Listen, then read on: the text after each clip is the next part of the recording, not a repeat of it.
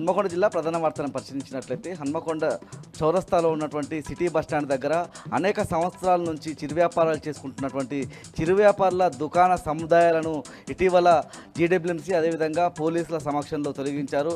ఆ చిరు వ్యాపారులను ఇవాళ ప్రభుత్వ మాజీ చీఫ్ హన్మకొండ జిల్లా బీఆర్ఎస్ అధ్యక్షుడు కలిసి వాళ్ళను పరామర్శించారు. అక్కడ ఉన్నటువంటి అడ్డాను సందర్శించిన సందర్భం కనిపిస్తూ ఉంది. బీఆర్ఎస్ ఎప్పుడు చిరు వ్యాపారులకు అండగా ఉంటుందని, చిరు వ్యాపారుల జోలికి ప్రభుత్వం అధికారులు రావద్దన్నటువంటి హెచ్చరిక వినయ్ భాస్కర్ చేశారు. హన్మకొండ జిల్లా నుంచి మరో వార్త చూసినట్లయితే బీఆర్ఎస్ పార్టీ అదేవిధంగా జిల్లాకు సంబంధించినటువంటి కార్మిక విభాగం ఆధ్వర్యంలో నిర్వహిస్తున్న కార్మిక మాసోత్సవాల్లో భాగంగా హన్మకొండ బస్టాండ్ దగ్గర ఉన్నటువంటి శ్రీ రుద్రమ్మదేవి ఆటో అడ్డాను ప్రభుత్వ మాజీ చీఫ్ విప్ హన్మకొండ జిల్లా బీఆర్ఎస్ అధ్యక్షుడు సందర్శించారు. ఈ సందర్భంగా ఆర్టీసీ బస్టాండ్ దగ్గర ఉన్నటువంటి రుద్రమ్మదేవికి సంబంధించినటువంటి ఆటో స్టాండ్ దగ్గర పూర్తిగా దుర్గంధమయంగా మురికి నీరు ఉండడంతో వెంటనే ఆ విషయాన్ని ఆర్ఎంఓ దృష్టికి తీసుకువెళ్ళి అక్కడ ఉన్నటువంటి సమస్యను పరిష్కరించాలని దాస్యం వినయ్ భాస్కర్ కోరిన సందర్భం కనిపిస్తూ ఉంది. ఆ తర్వాత ఆయన మీడియాతో మాట్లాడుతూ కాంగ్రెస్ ప్రభుత్వం అధికారంలోకి వచ్చినటువంటి 18 నెలల కాలంలో ఆటో కార్మికుల పొట్టగొట్టారని, 100 మంది ఆటో కార్మికులు సూసైడ్ చేసుకున్నారన్నటువంటి అంశాన్ని వినయ్ భాస్కర్ తెలిపారు. ఇప్పటికే ప్రభుత్వం ఇచ్చినటువంటి హామీలో భాగంగా ఎన్నికల్లో ఇచ్చినటువంటి హామీ అయినటువంటి ఆటో కార్మికులకు 12,000 రూపాయల భృతి ఇస్తామన్నటువంటి హామీని నెరవేర్చాలని ఈ సందర్భంగా దాస్యం వినయ్ భాస్కర్ డిమాండ్ చేశారు.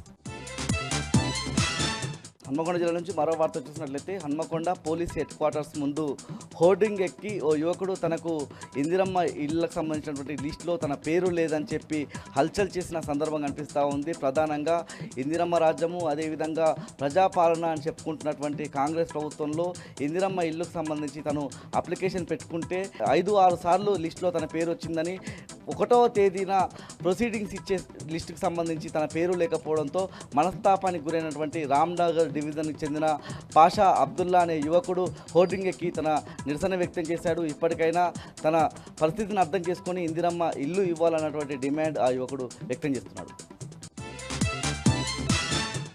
ములుగు జిల్లా ప్రధాన వార్తలను పరిశీలించినట్లయితే ఏటూరు నాగారం చెక్పోస్ట్ దగ్గర పోలీసులు వాహనాల తనిఖీలు చేశారు. ప్రధానంగా ఖాళీ పెట్టెలకు సంబంధించి అంటే టమాటాలకు సంబంధించినటువంటి ఖాళీ పెట్టెలతో వస్తున్నటువంటి డీసీఎంను తనిఖీ చేయగా పైన ఖాళీ టమాటా పెట్టెలు అదేవిధంగా కింది భాగంలో పశువులను తరలిస్తున్నట్లుగా పోలీసులు గుర్తించారు. ఒకరిపై కేసు నమోదు చేసి 17 పశువులను స్వాధీనం చేసుకొని జయశంకర్ భూపాలపల్లి జిల్లా రాంపూర్లో ఉన్నటువంటి గోశాలకు తరలించారు. ములుగు జిల్లా నుంచి మరో వార్త చూసినట్లయితే ఇటీవల ఛత్తీస్గఢ్ తెలంగాణ బార్డర్లో జరిగినటువంటి ఆపరేషన్ కగార్లో భాగంగా గాయపడ్డటువంటి మహిళా మావోయిస్టు మడకం చిట్టి అలియాస్ కిడో మాజేడు పోలీసులకు లొంగిపోయింది. ఈ క్రమంలోనే ఆమెకు చికిత్స అందించిన అనంతరం ఏటూరు నాగారం మండలం రాయబంధం గుత్తికోయగూడెంలో ఉన్నటువంటి బంధువులకు అప్పగించిన సందర్భం కనిపిస్తూ ఉంది. ఇదే క్రమంలో ఆ గుత్తికోయగూడెంలో మరో మావోయిస్టు జంట అక్కడ ఆశ్రయం పొందుతున్నటువంటి విషయం తెలుసుకున్న పోలీసులు వాళ్ళిద్దరిని అరెస్ట్ చేసిన సందర్భం కనిపిస్తుంది.